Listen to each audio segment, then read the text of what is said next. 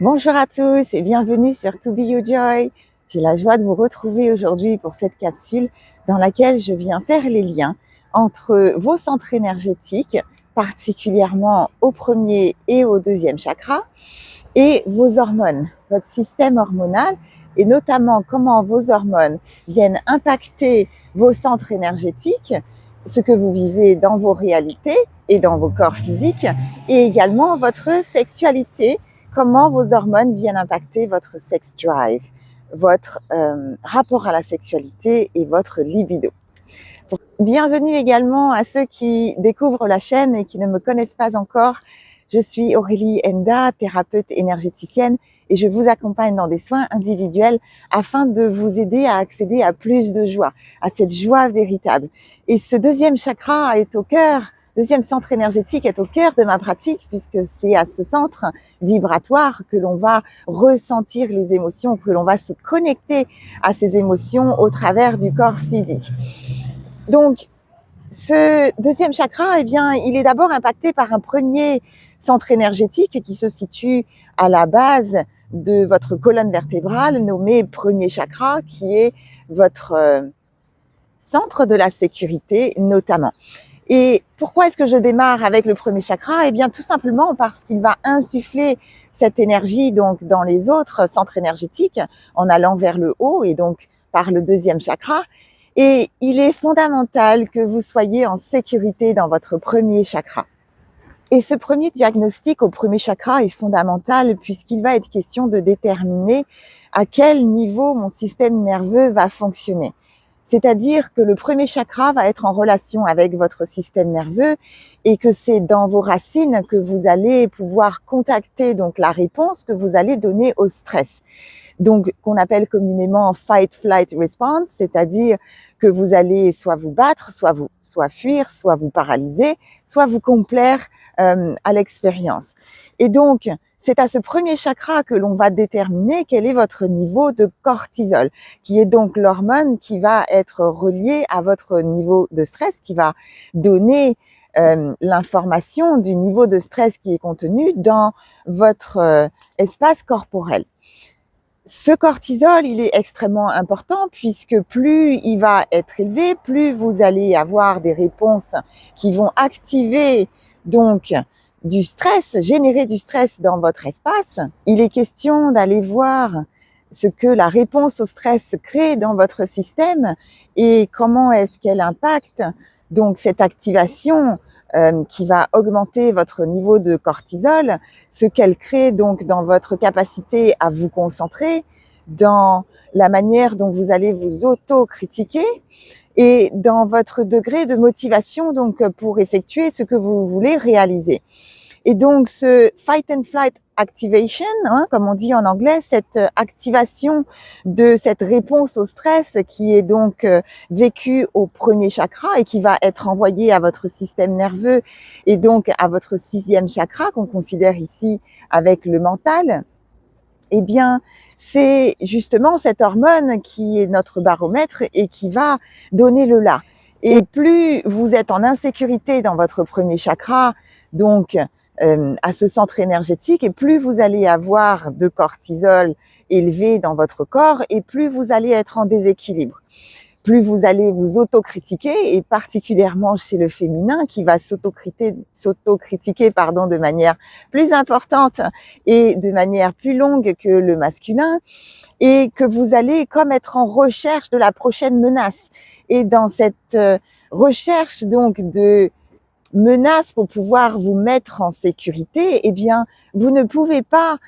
laisser de la place à votre deuxième chakra de vous mettre en joie, de vous contacter à vos passions, à vos envies, à vos désirs, puisque vous n'avez pas dans votre corps un état suffisamment relâché et détendu qui vous permet de vous préoccuper de vos joies et de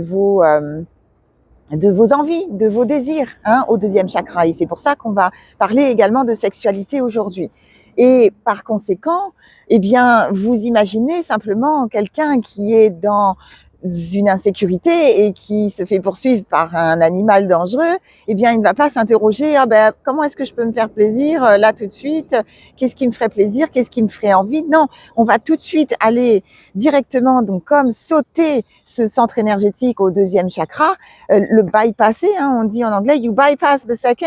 et vous allez directement donc à votre mental pour chercher une solution logique. C'est un instinct de survie et heureusement qu'il existe, n'est-ce pas? Mais ce qui veut dire que plus vous avez de stress dans votre corps et plus vous avez de cortisol, et moins vous pouvez être au contact de ce que vous pourriez ressentir, au contact de vos plaisirs, au contact de vos envies, de vos passions. Pour ceux qui ne savent pas la voie qu'ils aimeraient prendre et l'activité qu'ils aimeraient exercer,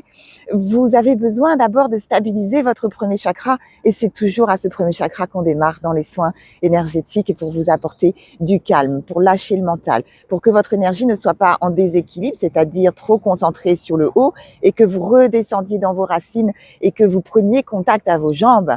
pour ensuite permettre aux autres chakras de fonctionner de manière efficiente et de manière à se mettre à votre service. Donc, un premier chakra en déséquilibre veut dire plus de cortisol, et si vous avez plus de cortisol, eh bien, vous avez votre progestérone qui va baisser. Pour le masculin, vous avez un peu plus de testostérone qui est comme une protection naturelle par rapport au féminin, mais vous êtes également concerné. Et donc, dans la mesure où votre progestérone, particulièrement féminine, va baisser, vous allez moins bien dormir, vous allez avoir du mal à trouver le sommeil, vous allez comme dérégler votre système hormonal, avoir des sauts d'humeur, avoir des difficultés à digérer les graisses et donc à prendre du poids, et particulièrement au niveau de la ceinture, donc féminin, masculin. Et si par exemple votre système hormonal est déréglé, vous pourriez par exemple, c'est un exemple parmi d'autres que j'ai pu rencontrer dans les consultations, avoir votre pic de cortisol donc le soir, et par conséquent donc avoir du mal à vous endormir, et le matin avoir du mal à vous lever. C'est-à-dire que vous vous réveillez le matin avec les idées brouillées, avec un état de fatigue important, comme le sentiment de peut-être ne pas avoir reposé votre système, et vous vous réveillez fatigué. C'est difficile parce que votre cortisol ne vous porte pas le matin. Votre niveau de cortisol le matin est à son pic, donc pendant les 2 premières heures de la journée, et c'est celui qui va vous porter, c'est votre café naturel, pour ceux qui sont consommateurs. Et par conséquent, par ailleurs, alors je vais peut-être en perdre quelques-uns ici, mais ce n'est pas dans votre intérêt de consommer du café lorsque vous démarrez votre journée. Parce que ce qui va se passer, c'est que vous avez votre taux, si vous n'avez pas de dérèglement hormonal, votre taux de cortisol le matin, donc qui est élevé pour vous donner l'impulsion de démarrer votre journée, et vous rajoutez encore un excitant pour vous stimuler. Et dans ce cas-là, eh bien, vous allez faire monter ces niveaux d'énergie de manière importante, mais qui vont chuter très rapidement, dans les premières heures, après les 2 premières heures de la journée. Donc, il est plutôt recommandé dans ces cas-là, si vous aimez vraiment le café, d'attendre au moins les 2 premières heures de la journée, de façon à laisser votre corps se réveiller et à laisser vos hormones agir pour vous, à votre service, avant d'ajouter quoi que ce soit pour vous aider, si toutefois vous avez vraiment besoin d'un stimulant pour votre journée. Maintenant, regardons ce qui se passe au deuxième chakra. J'ai parlé donc de ce cortisol qui vous empêche d'aller vous connecter à ce deuxième centre énergétique, et qui est déjà un élément de blocage de votre deuxième chakra. Par ailleurs, un deuxième élément que je voudrais aborder ici quant au deuxième chakra, qui vient énormément impacter votre centre énergétique, et les émotions que vous ne souhaitez pas contacter à votre deuxième chakra et qui sont réprimées. C'est-à-dire que les expériences de vie que vous avez vécues, qui ont laissé donc des impacts négatifs et qui sont considérés comme des traumas, des petits ou des grands traumas, ou des expériences tout simplement difficiles qui ont réveillé des émotions à vibration basse,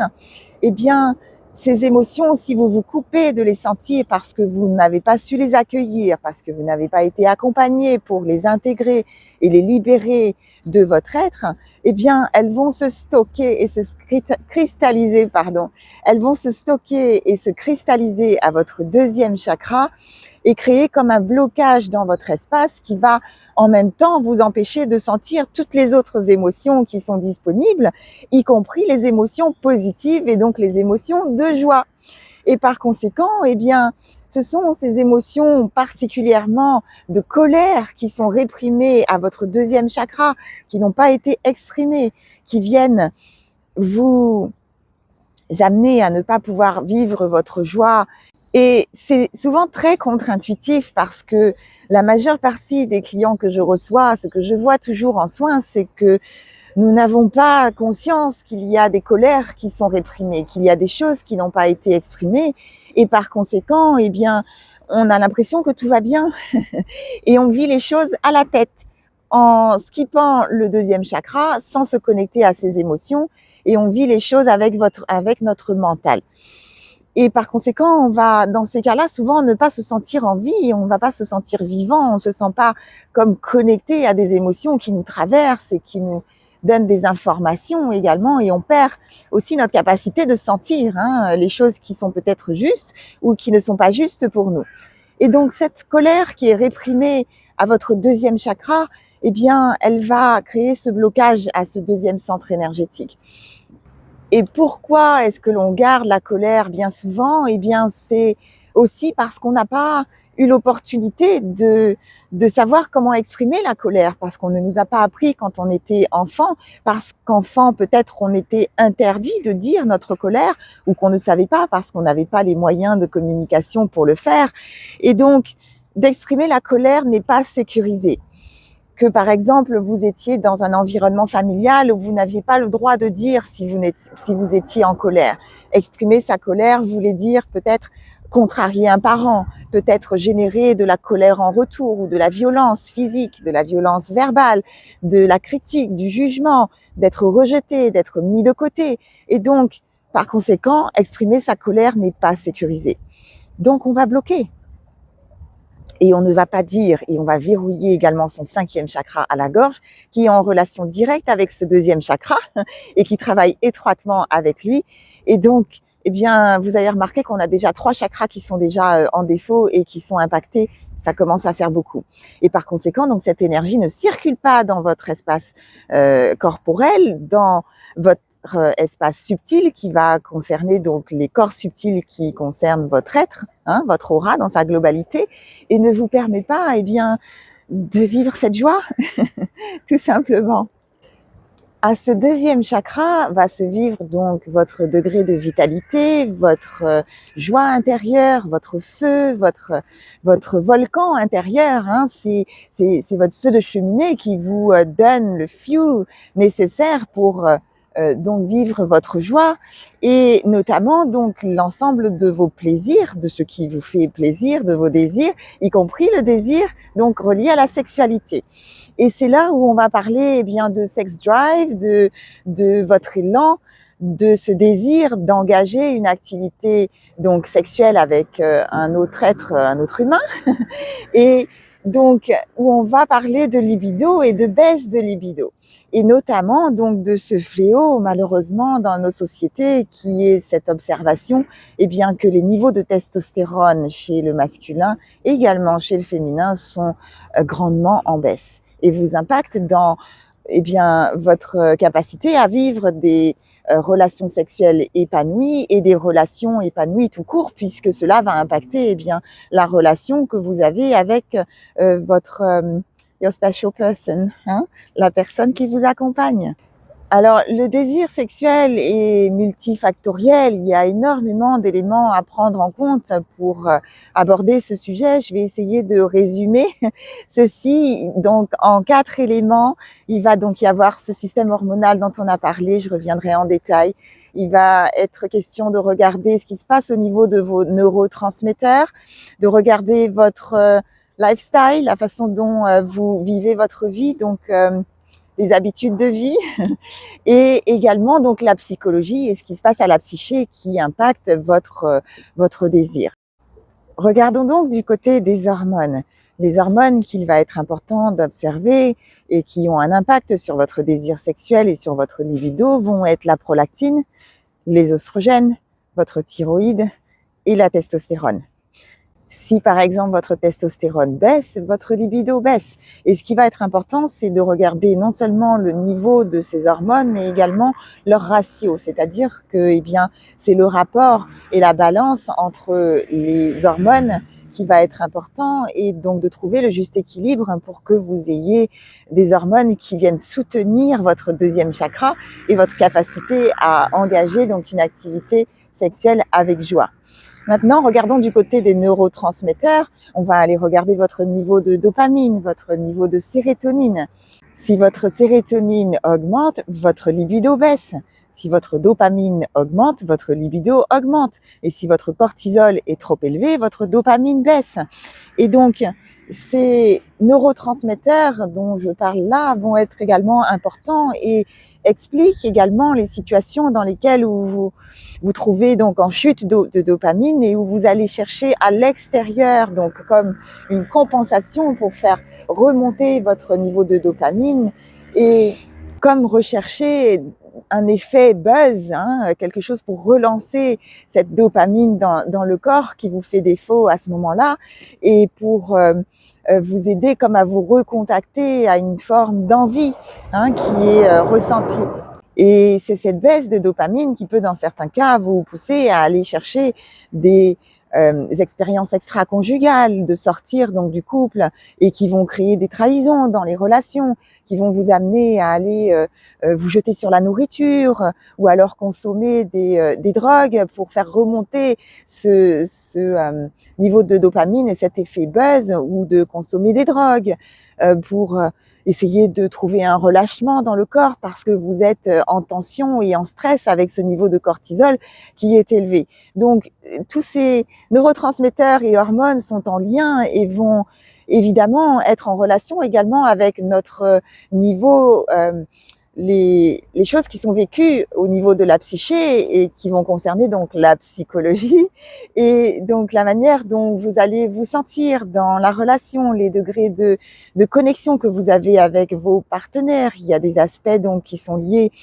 à la psyché et qui vont aussi rentrer en compte dans cette libido, dans ce niveau de libido. Et c'est donc important d'aller regarder ce qui s'est joué dans votre histoire et donc les expériences qui ont laissé à votre psyché des traces, des blocages et qui vous empêchent de vous sentir en sécurité, qui vous empêchent de donner votre confiance à vos partenaires respectifs pour pouvoir donc partager une intimité, pas seulement une intimité dans les corps, mais une intimité d'âme qui va davantage se jouer donc au centre énergétique du 4e chakra, au cœur, et également à la psyché, puisque celle-ci est impliquée également. Donc, ces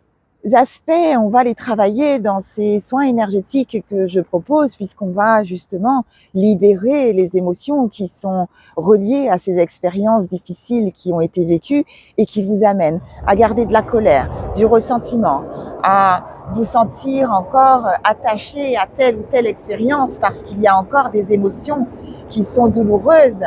à ce 2e chakra et qui ont été réprimées pendant un certain temps et qui vous empêchent de vous ouvrir à ce 2e centre énergétique qui est aussi le centre de la réceptivité, donc où on est censé être en ouverture pour recevoir à ce 2e chakra. Et la 4e chose que j'aborderai ici qui impacte votre désir sexuel est votre qualité de vie, la façon, your lifestyle, la façon dont vous vivez votre vie, et cela va concerner donc votre alimentation, votre sommeil, votre capacité donc à ne pas avoir de stress et votre niveau de fatigue,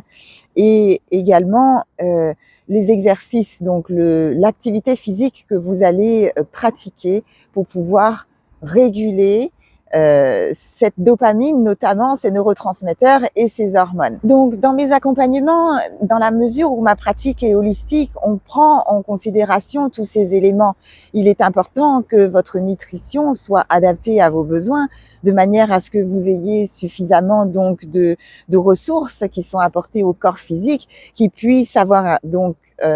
la matière pour développer un système hormonal qui soit équilibré, et il est important donc d'aller regarder tous ces éléments. Vous pouvez donc, pour vous aider, agir sur votre sommeil. Donc, prêtez attention à la qualité de votre sommeil, à vous coucher par exemple à des heures régulières pour pouvoir avoir un sommeil réparateur, ou en tout cas de grande qualité, de la meilleure qualité possible. De faire attention à votre nutrition. Vous pouvez vous rapprocher de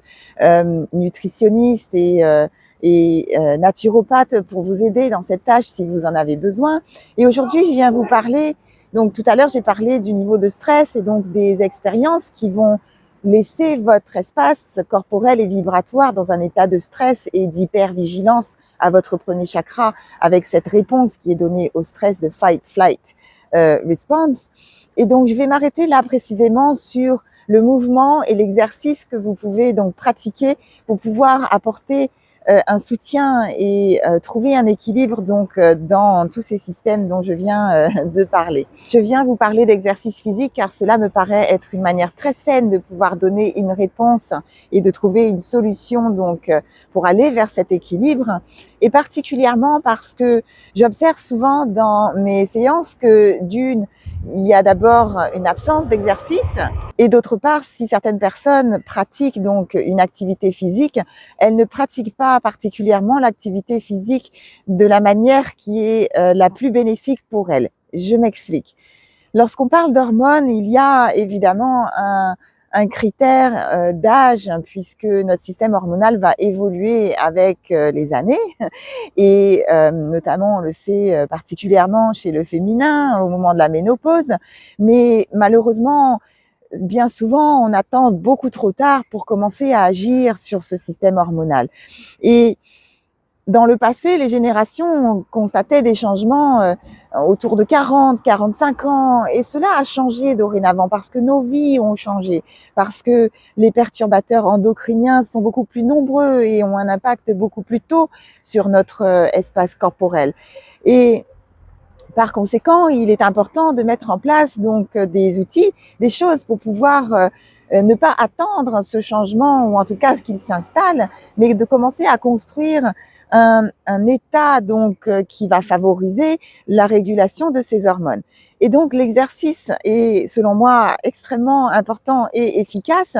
Et malheureusement, eh bien beaucoup de personnes passées la trentaine, par exemple, vont pratiquer de l'exercice et faire des exercices donc de cardio, vont avoir un objectif de perdre des calories pour pouvoir perdre du poids, parce que eh bien les déséquilibres hormonaux viennent avec des prises de poids et donc une difficulté à perdre du poids. Et donc on va se focaliser sur l'apparence du corps et sur eh bien le nombre de calories ou le nombre de kilos qui vous coûte beaucoup dans la mesure où eh bien vous gagneriez davantage à vous concentrer sur la quantité de muscles que vous créez et que vous développez dans votre corps, de manière à pouvoir protéger votre masse osseuse, parce que plus vous allez faire de l'exercice et plus vous allez donc faire en sorte que votre masse osseuse soit suffisamment dense, et donc éviter par ailleurs des fractures donc éventuelles au niveau des os. Plus vous allez développer votre masse musculaire et plus vous allez être en mesure d'attaquer ce gras dans le corps, parce que plus vous avez de gras dans le corps, plus votre cortisol augmente et plus votre niveau de testostérone baisse, et vous êtes davantage plus à même de développer des maladies cardiaques si vous avez moins de testostérone dans votre corps, donc d'avoir des fractures parce que votre masse osseuse ne sera pas suffisamment dense, de développer des états dépressifs parce que vous avez moins de testostérone, encore une fois, donc on fait le lien avec les hormones, d'avoir une baisse de la fertilité. Donc vous avez tout un tas quand même d'avantages qui pourraient vous encourager à faire du sport, de l'exercice, et particulièrement donc l'erreur que font souvent la majorité des personnes, c'est de faire du cardio, de travailler beaucoup, de faire de la course à pied. J'ai rien contre la course à pied, c'est sympa si ça vous fait plaisir et si ça vous permet de vous défouler et de relâcher également, certaines choses, mais ce qui va vous aider à partir d'un certain âge, 30, 35 ans, c'est de commencer à faire des exercices dits de résistance, c'est-à-dire de pratiquer donc une activité physique moins longtemps, mais de porter lourd et donc de créer de la résistance pour pouvoir créer du muscle, c'est-à-dire par le fait donc de porter lourd, comme de créer des micro-fractures dans les muscles, de façon à ce qu'ils se reconstruisent et qu'ils grossissent. Donc, ce n'est pas de faire du bodybuilding et de porter des poids pour avoir des gros bras et montrer votre joli corps et votre jolie silhouette. Si ça vous fait plaisir, pourquoi pas. Mais c'est pour derrière, voilà, développer votre masse osseuse, pour développer votre musculature et pour avoir tous ces bénéfices qui incluent donc un équilibre hormonal qui va venir vous soutenir à la fois physiquement et à la fois émotionnellement, puisqu'il permet également, donc je le disais tout à l'heure, d'éviter des états dépressifs et donc d'être en meilleure santé mentale. Voilà, c'était les idées que j'avais à vous partager aujourd'hui et j'espère que ces informations vont vous aider à vous motiver pour engager une activité physique et à prendre soin de votre être par la nutrition, donc la qualité de votre sommeil, par la gestion de votre stress et de ce qui vous angoisse, de prendre soin de ces états d'âme qui sont là et qui vous empêchent d'aller vers votre joie. Et si vous avez besoin d'aller regarder ensemble ces sujets, prenez contact pour un rendez-vous. Mes coordonnées sont dans la description de cette vidéo. Et pour l'heure, je vous remercie de votre écoute. C'était donc Aurélie Enda, thérapeute énergéticienne. Et en attendant la prochaine vidéo, comme toujours, prenez soin de vous.